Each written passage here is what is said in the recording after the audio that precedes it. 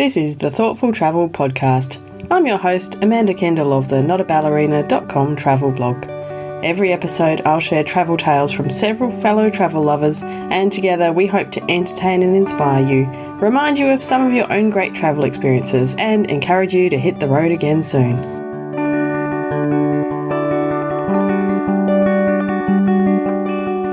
Hello and welcome to episode 168 of the Thoughtful Travel Podcast. This one is New Year Travels Revisited. So if you have ever travelled somewhere to enjoy New Year's Eve, this is the episode for you. Now, like Christmas last week, I'm actually replaying an episode from 3 years back because I know that that's in that part of my podcast archives where very few people actually come across it. Lots of people go back and listen to very early episodes. And of course, lots of listeners have listened to more recent episodes, but back then, kind of nearly a year in, that's a bit of a no man's land. And so I really wanted to bring these episodes back. And of course, for Christmas and New Year, it seemed a time to do it. So there's some great stories about New Year's Eve travel, including some of my own in this one, including the tale of my favorite overseas New Year in Bratislava some years back. It was a good one. It reminds me actually of a tale that a friend I made in Bratislava told me. Now, I've always got the slight suspicion that it's a tall tale, but it's a great tale nonetheless. And there's a famous church in the middle of Bratislava, St. Martin's, and he says that during communist eras, of course, they couldn't really pay too much attention to the church. They're not supposed to have any religion, but he knew a guy, or a friend of his, who took care of the church, even though, they weren't really supposed to do anything. And taking care of the church included winding up the clock each day, I think, the clock that was running in the clock tower. And anyway, one New Year time, this friend of his wasn't going to be in Bratislava over the New Year period. And so they gave this friend the responsibility of taking care of the clock.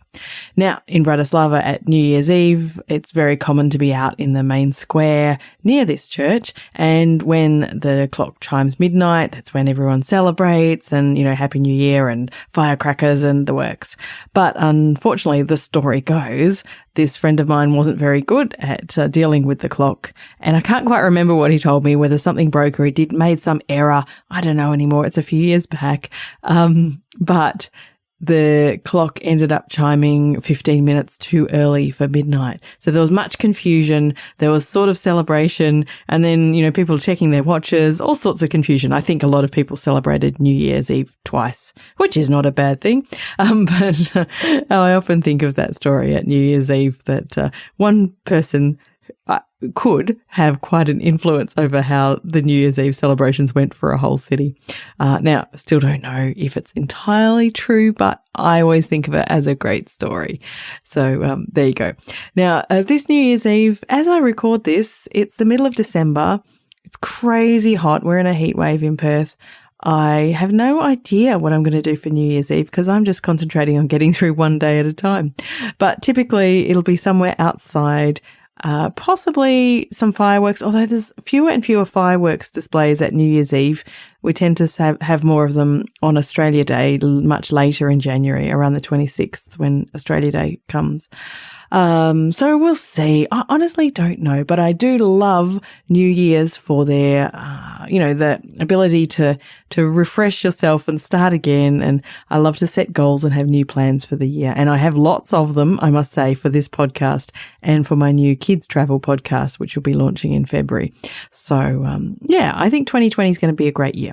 Anyway, I'll let you get on with this repeat episode, which is from 3 years ago, and it's about New Year's Eve travels with a couple of really cool guests. So enjoy and Happy New Year. Hello and welcome to episode 38 of the Thoughtful Travel Podcast, and it's all about New Year's Eve travels because it's not very long until New Year's Eve 2016, and before we know it, it'll be next year already. I started this podcast back in March, so it'll be coming up to its first year in the not too distant future. But we have to get through New Year's Eve before that. Now, I have to admit that although I've been outside of Australia for quite a number of New Year's Eves, they were always in the Northern Hemisphere, so it was always cold, dark, and in the middle of winter. And, of course, back here in Australia, New Year's Eve falls in the middle of summer, and it's, for me, a much easier time to get out and stay up late. I'm not very good at staying up late in the first place, I must confess. And so those overseas New Year's Eves in cold, dark weather have not been super successful. I do remember a really lovely one spent with some friends and even my sister in Bratislava in Slovakia a few years back. And we made a snowman on our friend's balcony first. Actually, it was a snow woman, but it's another story. And then we watched all the locals letting off their firecrackers for New Year's Eve. Now, here in Australia, nobody can buy firecrackers. It's not something that's legal. And so to us, it seemed extraordinarily dangerous to have all these people, most of whom who'd had a few drinks as well, letting off all these firecrackers. So we were a little bit freaked out, we Aussies. But it was a fun night and one of the more memorable New Year's Eves I've had on the road. But today we're going to hear about several other New Year's Eves that were probably in some ways, no, definitely, a lot more exciting than mine. So the first guest today is the lovely Kim-Ling Richardson of Travel Ling. Now, I met Ling very recently when we were the two bloggers sent on this trip to Japan that I have spoken about in past episodes and all over Facebook, etc. So we were thrown together for a week. And before I left, I must admit that I was thinking, okay, so I'll be with this one other blogger for a whole week and I don't know anything about her. Ooh, I'm a bit worried. What if she's awful? What if we don't get along? But she was fabulous and so much like me in so many ways, and we totally hit it off. So, I'm sure she was grateful too that I wasn't like a complete weirdo. Or maybe we were both weirdos and we were weird together, but it was all good anyway. So, Kim-Ling's come on the podcast today to talk about an experience she had one New Year's Eve going to the island of Ibiza. When you hear the word Ibiza, I don't know about everyone else, but we always think, crazy parties, lots of dancing, massive, crazy, cool atmosphere.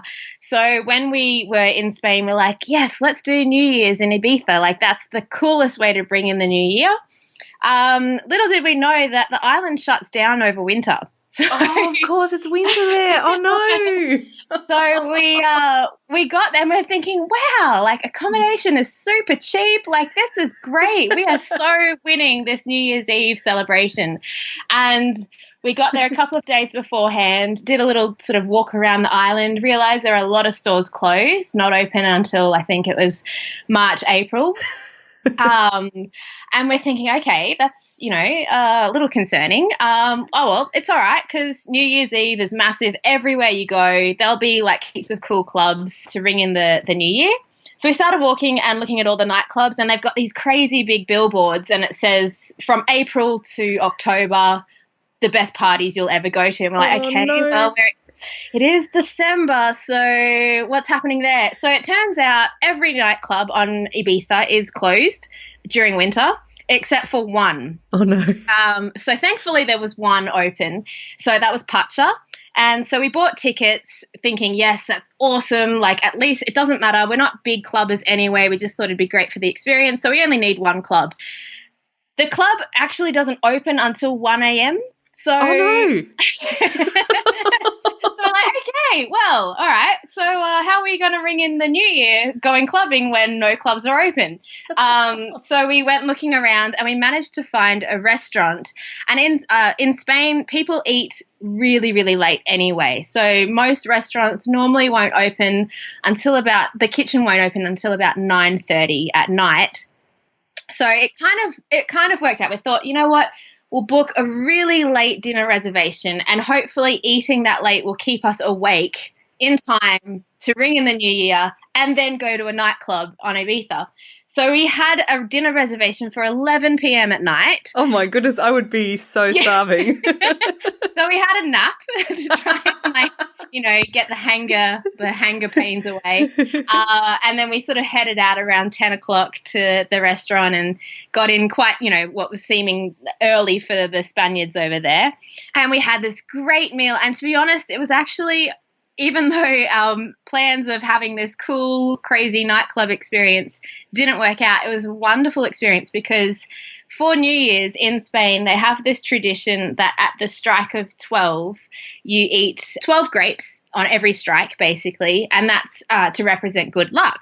So we actually got to have this beautiful moment where we sort of felt like we were part of this cultural tradition, even though we were just, on holidays, because there was a lot of local families eating in this restaurant. So when we got seated down for dinner, they handed us a bag with, cute little party blowers and little hats and streamers.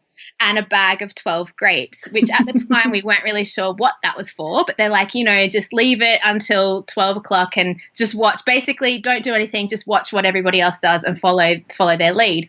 And so come, I think, 12 o'clock, the clock strikes and everyone stops what they're doing. Everyone stops eating. All the waiters stop. They all come out.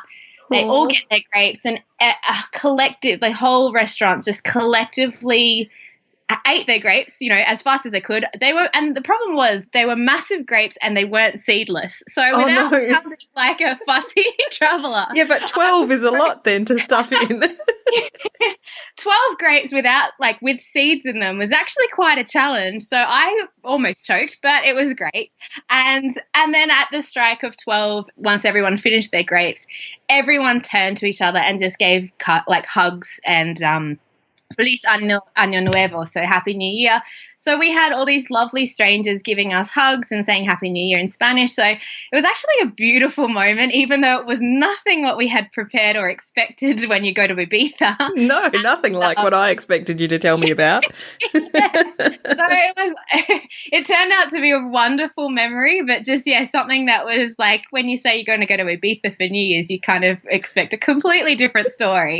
And so at about 12:30, we get our taxi to go to Pacha, and we're like the first people in line. I think we were also the only people under 60 years old. Oh, really? Oh, no.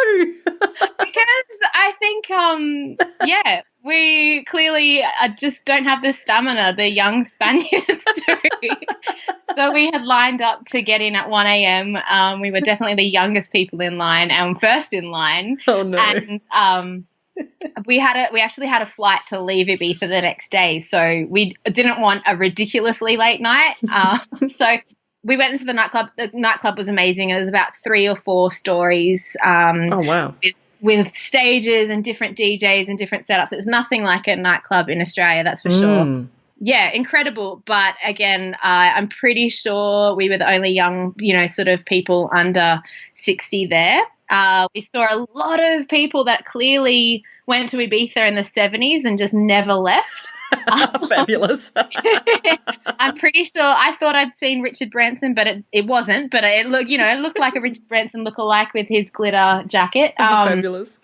Yeah, it was really, really cool. But we called it a night at about 3:30 a.m. The night was so young then. I know, and that was when all the young people started entering and were like, wow. What? Come on, where have you been the last 4 hours? But clearly we are not cut out for Ibiza. No, I definitely would not be. It was a very, very cool experience and definitely one I'll never forget. And thankfully, not that I would ever do any drugs or anything anyway, but considering the nightclub doesn't open till 1 a.m., you don't really get to start drinking or doing anything until then. So by 3:30, we were quite sober and quite happy to get home to bed. Ling tells a great story, doesn't she? And this was not what I expected her to tell me when she said, I've got a New Year's Eve travel story. It's about Ibiza. I'll tell you. So it was completely not what I expected. And that is definitely half the fun of traveling, is having these experiences which are not what you anticipated at all. But because of that, in some ways, they're so much better. So I think that's a great story. And I'm impressed she made it until 3:30 a.m. because I definitely would have been in bed long before then. I think I would have been in bed before the single open club on Ibiza even opened at 1 a.m. That's really stretching the bounds for me, even on New Year's Eve. So you might not get to Ibiza or to some big party on New Year's Eve, but I think it is really nice to make an effort to do something different, somewhere different, to make it a bit more memorable. I mean, not everyone agrees with me, but I think New Year's Eve is a really special night. I think it's a really important time of the year to think about what's happened to you over the previous year and look forward to the new one. And I'm a big goal setter, and I love to make those kind of lists and use resolutions and stuff. So I think it's good to do something different for it. So one person, a friend of mine who has done something different recently was Di Bortoletto of Traveletto. And she came on to chat to me about New Year's Eve last year, which she spent over in Tasmania in Australia. I don't really like New Year's Eve. It's one of those events, a bit like Hens Nights, where there's a huge build-up and expectation. Often the night is a bit of a fizzer. But last year we went to Tasmania straight after Christmas, 6 a.m. on Boxing Day. We were on a ferry, from the Spirit of Tasmania, from Port Melbourne, across with my mum and dad and my husband Andrew, to Tasmania, a 9-hour crossing. Not very good when you're a bit dusty from Christmas Day. That aside, we got to Tassie, did a bit of a driving holiday. But New Year's Eve, we bought tickets to the Taste Tasmania Festival, which is just the most awesome food festival in Hobart. Runs over, I think it's about a week, but on New Year's Eve they have a special night, and you have to, generally it's free to go to this festival, but on New Year's Eve you have to buy tickets, and there are various levels of tickets. So we bought the top level, which is where we got a dedicated seat at a table for the entire night on the harbour side. So we had... Yeah, so it was really good. So there's pop-up stalls all throughout.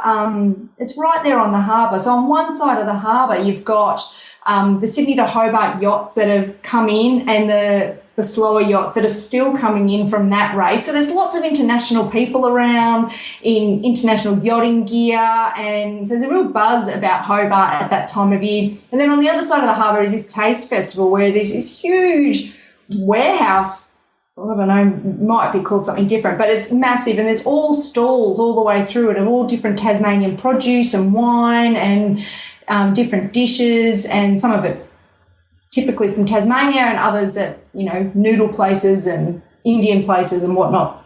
And you just paid for cash to get whatever you wanted, and they had like specials with Riesling and oysters, so we pretty much ate my weight in oysters that night, yeah. But it was just fantastic. You got music in all different pockets of this huge space. So a rock band at one end where all the kind of young people, people who like that sort of music, were just going off, and a jazz quartet down the other side that was a bit more kind of refined and sophisticated, I suppose. And then, a DJ, and it was just like kids, old people, people our age, young people, 20-somethings. It was just such a really good mix. And then at 9 o'clock there were fireworks that went off, and then again at midnight.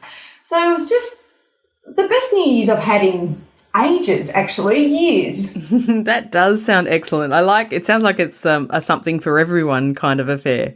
Yeah, it was, but it was like busy enough that it was just buzzing, but relaxed enough, but not so packed that it was uncomfortable, and it was so good because we had this dedicated table that was ours for the night. It meant that we could, my dad would go, I'm going to go for a walk, and he'd come back with another dozen oysters and a bottle of Riesling, or I'd go for a walk and come back with some dessert or whatever. And it was just really, it was just really kind of relaxed and chilled out, and a really nice way to spend New Year's Eve, and spend it with my mum and dad, who were 68 at the time, last year.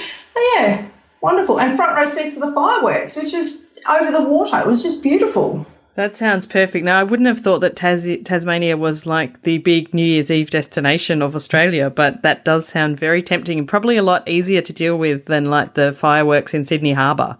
Oh, totally. Like, for starters, not as crowded, not as many people. And because we were staying in a hotel that was just a short walk from there was no transport issues or driving hassle. And, Perth, try to get a taxi on New Year's Eve, good luck. It just ticked so many boxes. And I was expecting it to be a good night with lots of great food, because I'd heard about the Taste Tasmania Festival. But it just really surpassed all my expectations. All of us had a really, really great night, and the table we were on, it was a long table that sat 10 people. So we had 4 seats. There were 4 of us on this table, and they were ours. And the people next to us, this couple that were kind of in between my mum and dad's age and our age, who were touring around, you know, they were lovely. So we made friends with them and shared some food with them. And then, yeah, it was just a really nice night. Di's New Year's Eve in Tasmania sounded really lovely, and it's got me wondering, what am I going to do this New Year's Eve? I will be in Perth, my hometown, but perhaps I need to look out a little bit more closely for something interesting and different to do. In the meantime, I asked in the Thoughtful Travellers Facebook group for some ideas of what everybody else's New Year's resolutions were. I love New Year's resolutions, and what their travel goals for 2017 were. And I got some interesting responses, and thought I'd feature a few from some of the listeners that I know have been listening from the beginning. And thank you to you lovely listeners for doing so. So first of all, it was Janie. And Janie said she plans to try and slow down her travel this year. She must have been listening to our episodes on slow travel. She said not taking less trips, but actually taking more time to enjoy the areas she visits without feeling the need to cram everything in. And for that reason, they're planning to do some house sitting in 2017. And she sees house sitting as a great chance to stay in one place and enjoy the surrounding area like a local. I couldn't agree more. And I think I replied to her comment that I follow quite a few house sitting profiles and accounts on Twitter. And they're always tweeting out these house-sitting assignments in exotic places around the world for sometimes 2 weeks, sometimes 2 months. And it's really lovely to sit and dream and wonder what I could do if I was staying in such and such a place for a couple of months. So I'm sure Janie will enjoy her slow travel. And in fact, early next year, I have another episode coming out on slow travel. So listen out for that one, Janie. Jeff Ryan, who you'll remember is the author of that great book about the Appalachian Trail. He's actually also good at slow travel. Well, he was a bit of a tease because he said he is planning a giant trip, but he can't share yet what it is. So I'm very intrigued, Jeff, to find out, hopefully in early 2017, what this giant trip is all about. You do things quite gigantically, so I'm very intrigued. Oh, maybe a giant trip could be coming out to Australia. Maybe he's going to come visit me. That would be even better. And next I had Julie, who is a local Perth person, a lovely friend of mine, in fact, and a very lovely listener. And she's luckily kicking off 2017 with a trip to Bali for 15 days. So she's moving around a bit, but it's mostly focused on relaxing. So not a travel heavy trip, but a relaxing heavy trip. And I think that at this time of year, there's a lot to be said for that. So she highlighted there'll be lots of pool time, no dishes or cooking, a few bintangs, and all about relaxing. But she also says her big travel goal is to get back to Japan. I know Julie lived in Japan and taught in a similar way to what I did, and her goal is to one day live there for a little while again. And I think that's a fabulous plan. So it's a good goal to work towards. Now, Leslie is another Perth lady who really does some amazing travels and always plans them in an interesting way. So she said, she described it as, for next year, her normal routine: dream, plan, talk about travel, read about travel, and travel. And that's pretty much correct. So she said next year she's got a bucket list trip coming up to India. I'm really intrigued to see what she has to say about her first time in India. A weekend in Singapore, work trips to Christmas and Cocos Islands, also very interesting destinations that the average person doesn't get to go to, and a drive across the Nullarbor Plain for the first time to spend a week in Tasmania. So for those of you who aren't in Australia, the Nullarbor Plain is that massively empty part in the middle of Australia. I've driven across and back once. Well, I've been driven across and back once. I went in a camper van with my parents when I was 11 or 12. It's a really long way. It's kind of at least 3 days of really nothing. But I think it's something that everyone should do at least once, especially so you can realise how enormous and empty Australia is. There's something quite unique about that. And I'm sure that Leslie will have a great time, and I look forward to hearing how she goes. And the last of the listeners I'm going to feature is Robin, and she has all kinds of great plans for 2017. She says it will include mountains, kimonos, temples, sushi, we can see where one of her destinations is, castles, fast trains, Tasmanian devils, whiskey, wine, more food, lots of laughs with friends, celebrations, and all of these through her trips to Japan and Tasmania. Tasmania keeps cropping up today. We even had Di talking about it earlier. And of course, she'll be planning for 2018 travels as well, and a few other travel-y kind of things like camping, four-wheel driving, sitting around the campfire, more wine and sunsets. They sound like fabulous New Year's travel goals to me, Robin, so I'm sure you will enjoy them fabulously.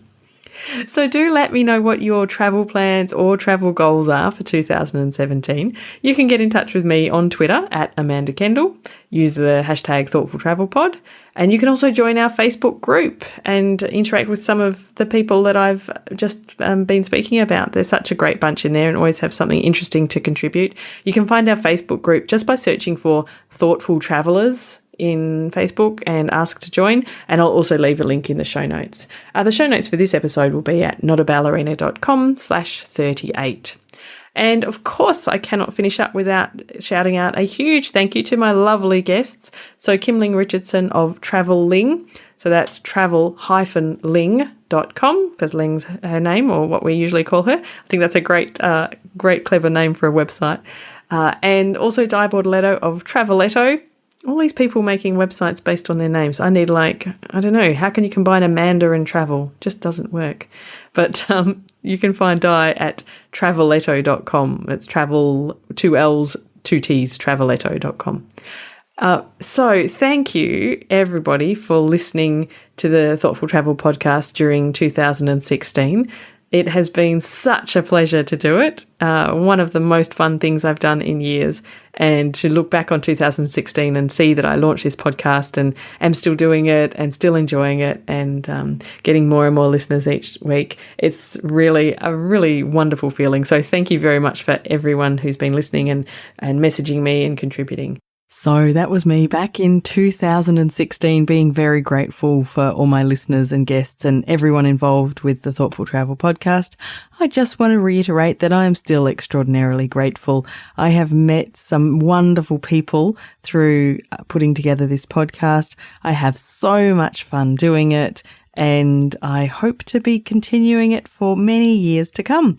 So once again, wishing you all a happy new year, safe and exciting and thoughtful travels for the year 2020 ahead, and lots of fun, friendship and laughter, I suppose, too. So really very grateful for everything that I get out of this podcast. So I hope you all enjoy it, and thank you really very, very much for listening. This has been another episode of the Thoughtful Travel Podcast. Show notes and other information are at notaballerina.com/podcast. Join me again soon for another chat about why we travel. Bye for now.